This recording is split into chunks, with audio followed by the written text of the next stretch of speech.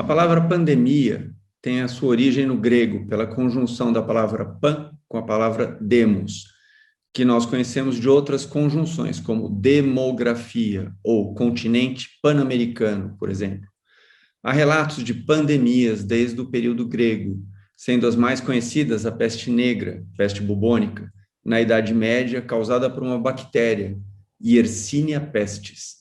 Os surtos de cólera, também causado por uma bactéria, Vibrio cólera, e outras pandemias causadas por vírus, como a varíola, uma doença que é considerada erradicada do mundo desde 1980, de acordo com a Organização Mundial da Saúde, pela vacinação em massa ao redor do mundo. Por fim, a gripe espanhola, causada pelo vírus influenza, que também segue controlada pela aplicação de vacinas anuais. Provavelmente, a SARS-CoV entrará no portfólio das vacinações anuais. A doença, Covid-19, pode ser analisada através de vários cenários e estatísticas. 12% da população brasileira sucumbiu à Covid-19, sendo que a letalidade reconhecida do vírus é de 1%.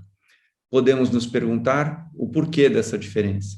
O quadro clínico de uma pessoa infectada pode ser assintomático, agudo ou grave. Nos casos em que há hospitalização, o paciente recebe tratamento especializado com expectativa de recuperação, não fosse o sistema hospitalar estar saturado, dificultando o acesso adequado dessas pessoas. Mas o mais grave está nas pessoas assintomáticas, que são aquelas responsáveis pelo espalhamento da doença. A população brasileira, infelizmente, ainda não compreendeu essa parte da pandemia. Quantos são os vírus e de quantos vírus nós temos conhecimento? No meio científico, são reconhecidos 567 gêneros de vírus, atribuídos a 127 famílias de vírus. Destes, a grande maioria não infecta outros animais e nem os seres humanos. Infectam plantas, nesse caso. Alguns tipos de vírus têm apenas um hospedeiro, por exemplo. O vírus da hepatite B, que infecta apenas o ser humano, enquanto outros são de amplo espectro, como o vírus da raiva, que aparentemente infecta qualquer animal mamífero. E a gente sabe, cachorro, morcego, e por aí vai. O ponto-chave é que vírus existem e acompanham os seres vivos desde o início da sua existência e assim vão continuar. O que a humanidade pode fazer é estar alerta para a emergência de doenças infecciosas e rapidamente desenvolver estratégias de controle, exatamente como fizemos no caso da Covid-19. Lavar as mãos, o uso de máscara, álcool em gel, são as medidas que cada pessoa pode fazer para o coletivo.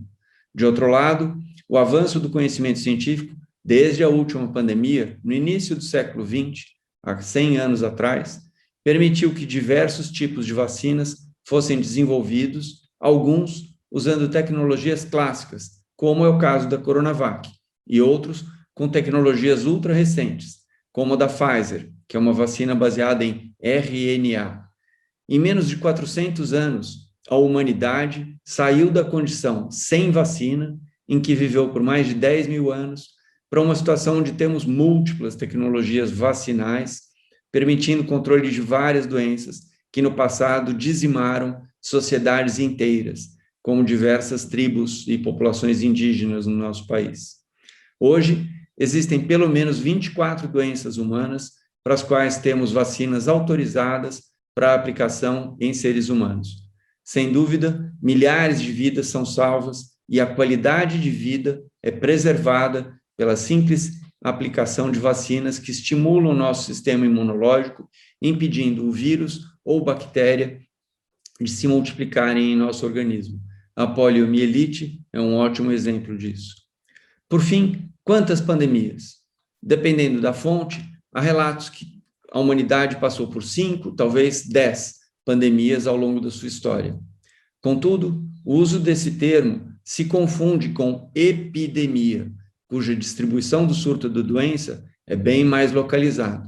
Enquanto uma pandemia ela é global, uma epidemia ela talvez seja só numa cidade, ou só num estado, ou só num país. Ebola, por exemplo, foi uma epidemia, não foi uma pandemia. De qualquer forma, Surtos epidêmicos existem e continuarão existindo. A melhor estratégia é reconhecer a necessidade de uma base sólida de ciência para poder responder rapidamente. A escrita, as letras, permitiu o registro histórico da sociedade humana, assim como o conhecimento científico nos trouxe até aqui. Reconhecer a contribuição da ciência como essencial na trajetória humana e também estratégica para o bem comum é fundamental para a vida sustentável no planeta Terra.